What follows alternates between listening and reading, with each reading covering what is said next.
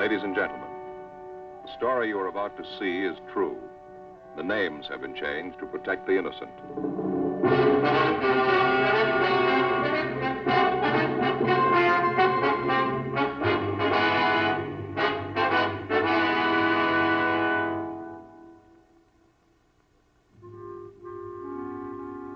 This is the city. Like a great many coastal towns, Los Angeles has a wide variety of beaches.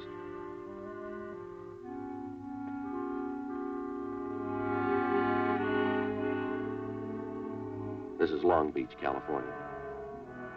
Like you, when I get a day off, I go here too. I'm a cop. It was Wednesday, March 18th. We were working the day watch out of Robbery Division. My partner's Frank Smith. The boss is Captain Harry Didion. My name's Friday. We'd gotten a report that a holdup man we'd been after for months had been located. The report said he was armed. We knew he was dangerous. We had to get him.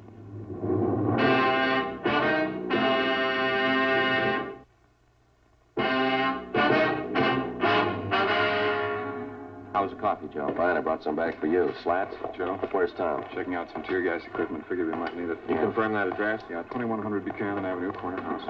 Hi, Skipper. You know what to do when you get out there. Don't take any chances. He's alone in the house, is that right? Supposed to be, yeah. They won't give you much of a break. What do you mean? Heavy on guns, 2 revolvers and a hunting rifle. Not afraid to use them either. Be careful. Right. Ready? Right. Yeah, let's go. See you later.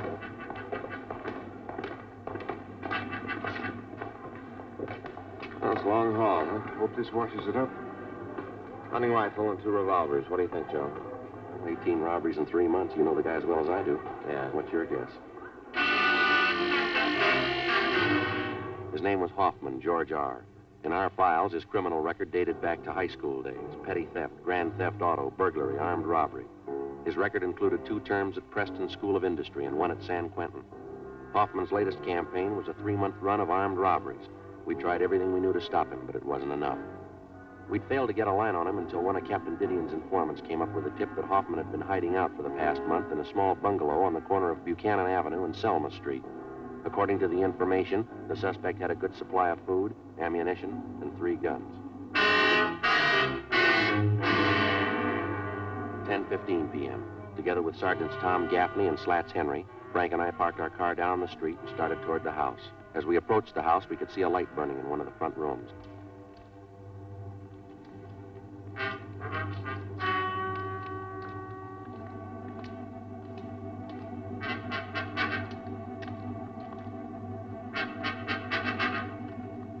All right, Slats, you and Tom want to cover the back? Right, Joe. Let's go, Tom.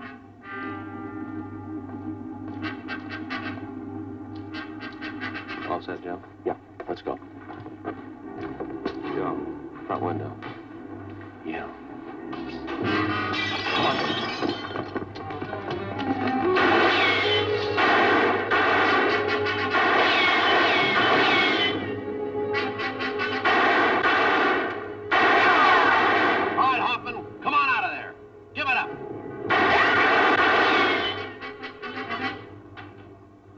Joe. I don't know. We got to get him out of there. Hoffman! What do you want, Cub? I'm telling you, throw those guns out and you follow them. I ain't coming out. You try coming in, I'll blow your head off. I ain't coming out. All right. Lob one in there.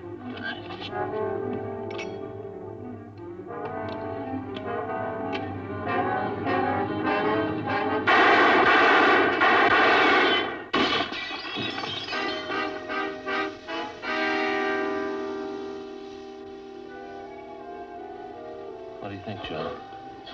We'll come out.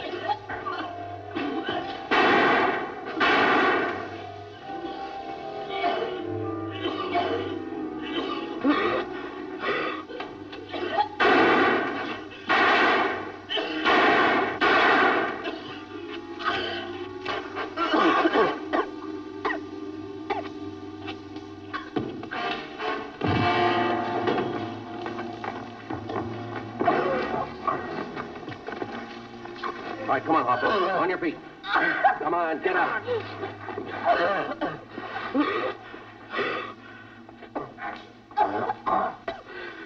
You didn't have to use gas. You didn't have to. You didn't give us much choice, mister. You got him, huh? That's right. Oh, we'll check the house, Joe. All right, Slat. See you back at the car.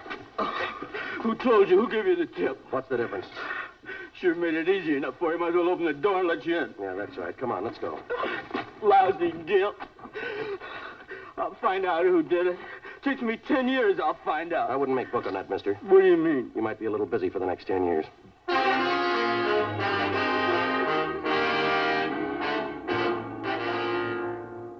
George Hoffman was taken downtown and booked on suspicion of robbery. At a special show-up, he was identified by more than a dozen of his robbery victims. Between his arraignments and his preliminary hearings, we worked together with the district attorney's office in lining up witnesses and preparing the evidence against the suspect. We figured we had an airtight case. Hoffman's trial in Superior Court was set for May 14th.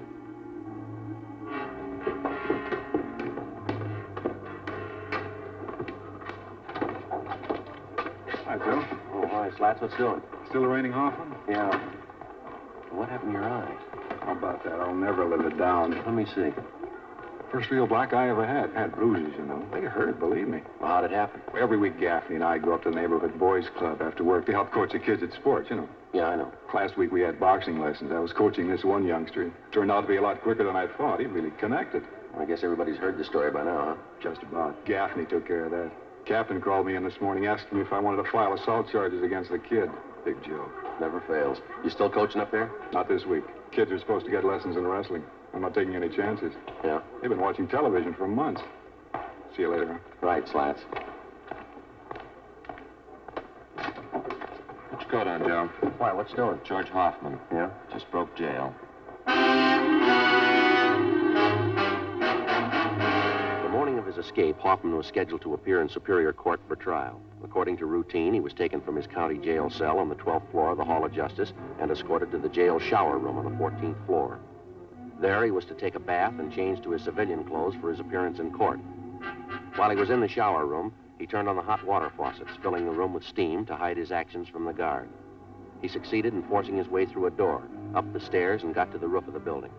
Realizing that he couldn't escape down through the building, he dropped over the edge of the roof, down 18 feet, landing on top of a ventilator shaft. From there, using the metal flanges on the shaft, he climbed 7 stories down the outside of the building. At the 8th floor, he kicked open a window and got inside an office of the building. He slugged a bailiff who tried to stop him, and then he ran down the remaining flights of stairs into the street and disappeared into the crowd.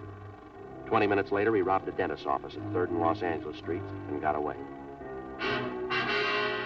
Police and sheriff's deputies covered the city for him. Frank and I were among them. 11:55 p.m. We checked back into the office. Hi, Skipper.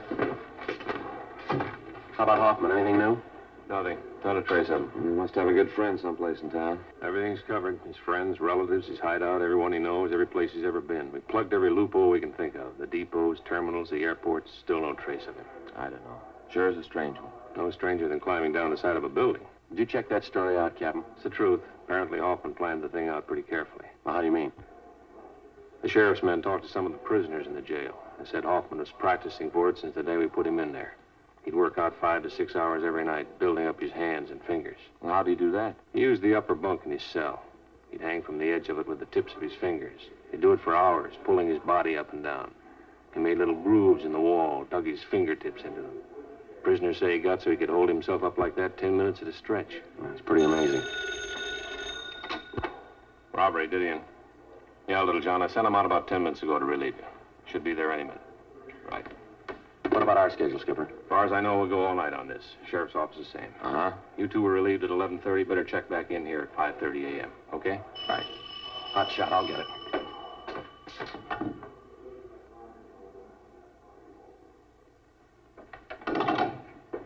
What is it? Drugstore holdup. They think it was Hoffman.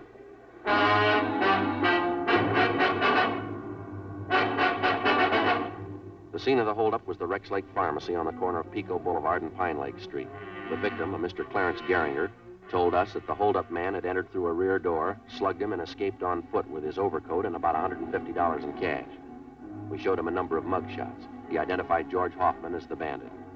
A special detail of men were ordered on a thorough search of the general area around the drugstore. No sign of the suspect. The citywide dragnet continued all that night and into the next day. No developments. The search went on. A week passed. At 10 p.m. on the day Hoffman was scheduled to be tried in Superior Court, he beat up and robbed a 40-year-old liquor salesman in the Highland Park area. Again, he made good his escape. Routine investigation failed to turn up a thing. We continued to check out every possible lead.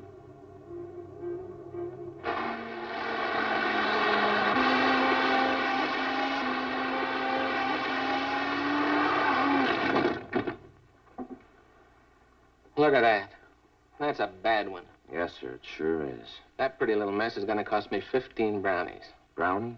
Brownies, railroad demerits. Oh. Gee, now I won't be able to go to the convention in Cleveland. They won't let me in. Oh, that's too bad. That's all right. I got the money to go anyhow. Yes, sir. Now, this fellow you say you saw last night, Townsend, are you sure it was Hoffman? You betcha. I saw his picture in the paper when he climbed down and escaped. I don't say I'm positive it was him, but I'm dandy on faces. Maybe the whole system was out of kilter. Oh, there's a good reason for it, of course. The whole railroad just needs a complete overhauling. Way overdue. Wonder if you'd mind checking through these pictures, Mr. Townsend. Well, not at all.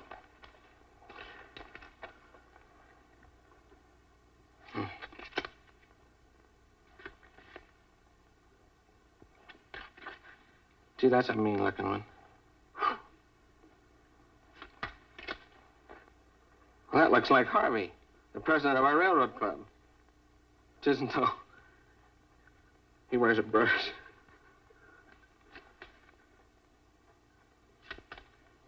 That's the one. That's him. Am I right? Yes, sir, that's Hoffman. Do you happen to know where he's staying? Yes, an auto court on Royal Oaks Avenue. He's been there for a month. Say, Sergeant, if you find out it really is this Hoffman, don't tell Mrs. Cox at the auto court. It'd just break her heart. That's all? She's sort of an amateur detective. She thinks she knows faces better than I do.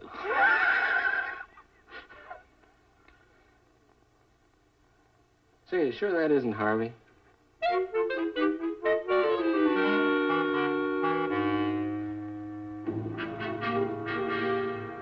After we left Roy Townsend, we called the office and filled them in. Captain Didion called Pasadena and notified them.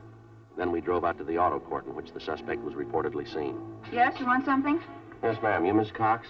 Yeah, I'm the manager here. If you want lodgings, we're all filled up. You might try the Golden Eagle straight down the street there. We're police officers, Mrs. Cox. Could you hold that up a little closer? Yes, ma'am. Oh, yeah. Do you have a man named Hoffman staying here? Hoffman? No, I don't. Got a Hoffmeyer, though. Sure that's not it? Wonder if you'd look at this picture, please. Could you hold that a little closer, please? Yes, ma'am. Could you get a little closer? Well, I'm afraid not, ma'am. Oh, could you step out here, do you suppose?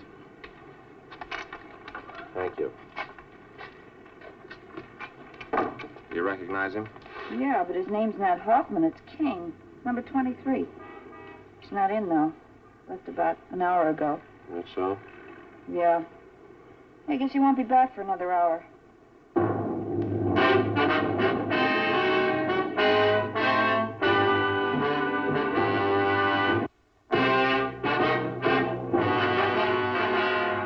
Before going on stakeout at the auto court where George Hoffman was registered, Frank put in a call to the office. The owner of the court, Mrs. Cox, gave us a pass key to cottage number 23 where the suspect was staying. We advised her to say nothing to Hoffman when he returned. We went to cottage 23 and we waited. An hour passed. Hoffman failed to show. Another hour went by. Still no sign of him.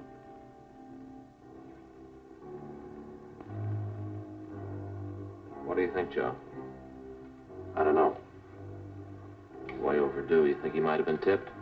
I don't see how. Miss Cox is the only one that knows we're here. No, she wouldn't have any reason to tip him. All his stuff's here, all his clothes. Yeah, well, relax. We've had longer waits than this. Joe? Yeah. You see who it is? Yeah, it's a man coming from next door. All right. Yeah? Your new telephone directories. Oh, thanks. Anything wrong? No, everything's all right. Put him right there on the porch. You betcha. Telephone directories. Yeah.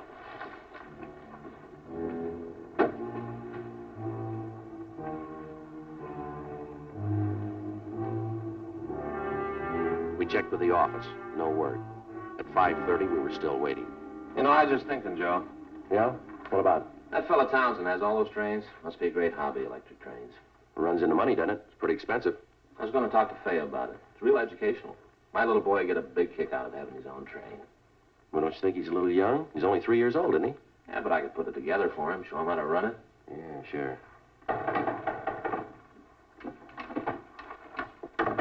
Officers, it's me, Mrs. Cox. Who am I? Oh, I'm sorry, Miss Cox. Yeah, well, I'm sorry to bother you, but your office just called. They wanted me to give you this. All right. Thank you very much, ma'am. Well, hope everything's all right. Yes, everything's fine. Thank you. Well, I'll be in my office if there's anything you want. Yes, ma'am. Thank you. What is it? It's from Didion. Yeah. We just picked up Hoffman 10 minutes ago.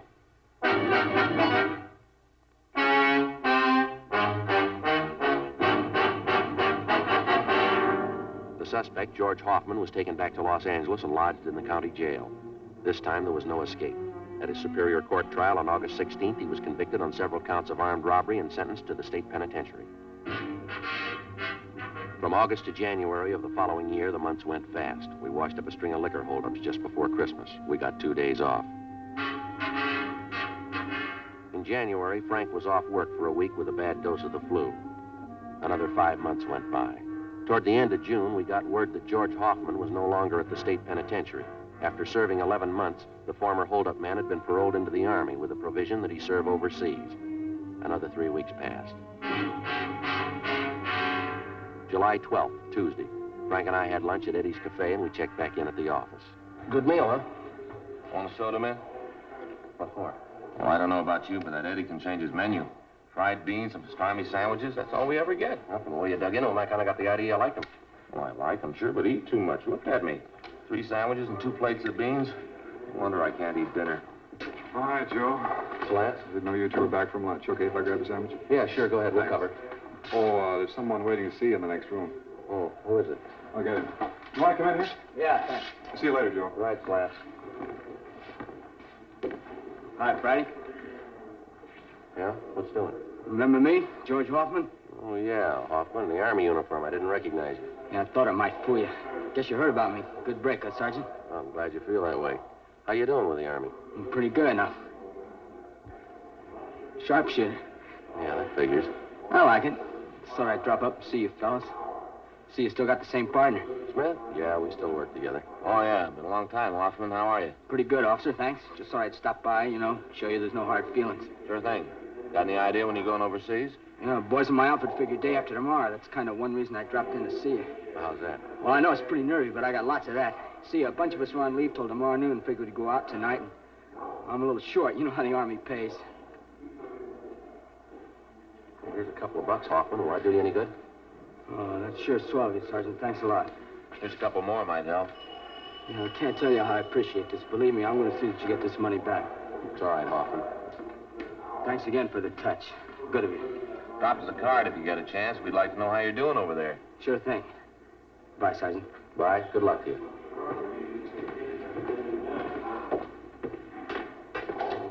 Thanks again for the money. Don't mention it.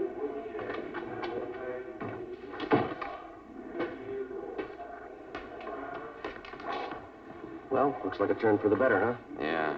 Doggone, it never fails. My last $2. Well, we had to give him something. Yeah, but what do I do for lunch money tomorrow?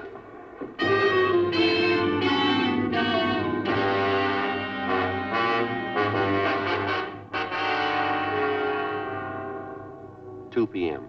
We drove out to the Wilshire district to interview a victim of a recent drugstore holdup. 4 p.m. We brought him back downtown and took his statement. 4:30 p.m. Friday, Smith? Hi, Skipper. Henry says that ex-con George Hoffman was in today and you talked to him. Yeah, that's right. Have a look. The MP's just left. Well, your $2 went for nothing, Frank. Hoffman's wanted. Huh? He just broke out of Army prison this morning. Together with the Army authorities, local officers joined in the citywide search for Hoffman. At 10 o'clock that night, a food market at Santa Fe and Rialto was robbed and the proprietor was beaten. From our mugshots, the victim identified Hoffman as the holdup man. Shortly after midnight, a drugstore on Crenshaw was held up. Hoffman was again tabbed as a suspect. The next 2 days, the search was intensified. No leads. 2 more days went by. Late Saturday morning, we got a call from an ex-convict who told us that Hoffman had contacted him. Hoffman said he wanted to see him. The informant went on to say that Hoffman had told him he would be at the LCD Tool and Die Works that afternoon. 12:43 p.m., Frank and I drove out to the factory. It was a large brick building on the corner of Chandler Boulevard and Verdugo out in the valley.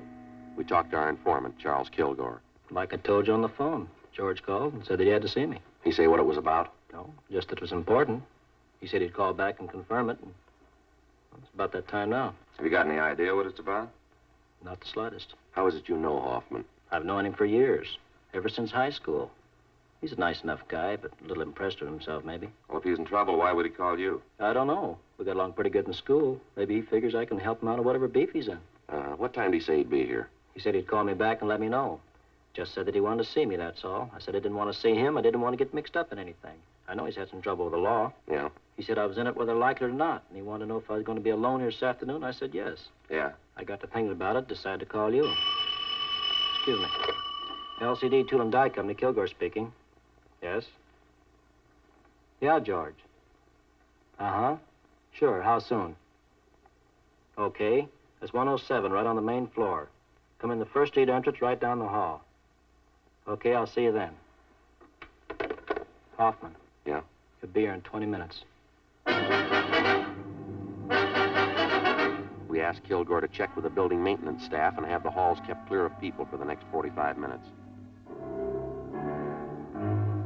1:24 p.m. We talked to Sergeants Gaffney and Henry. They left to cover the rear of the building. Cars in the area had been alerted, and the description of Hoffman had been broadcast to all units. In the event they saw Hoffman, they were to keep him under surveillance, but not to attempt to apprehend him. We waited. 1:30 p.m.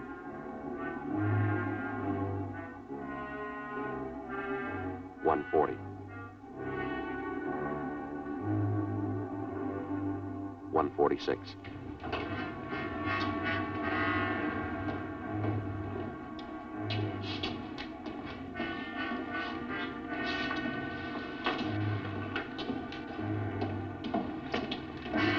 All right, hold it up, Hoffman.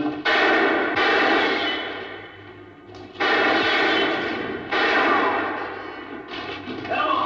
Take the stairway.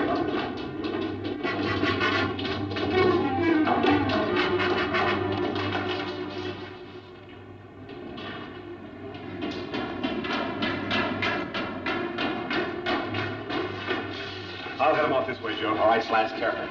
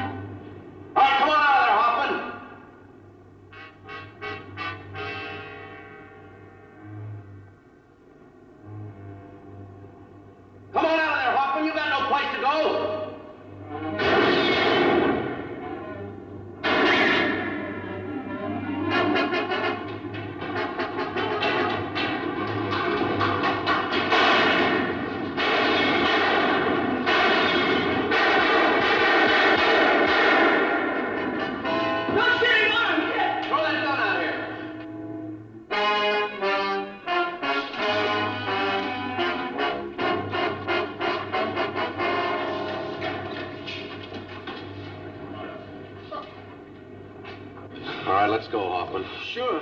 What good's it gonna do you? I already proved it. I can break jail anytime. I proved it twice. Well, you're going right back in again. What's that prove?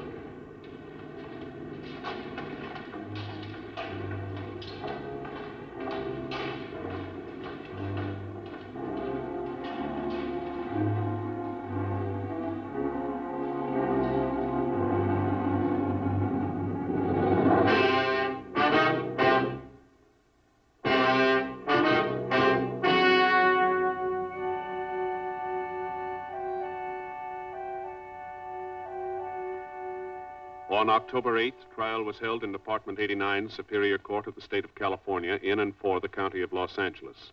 In a moment, the results of that trial.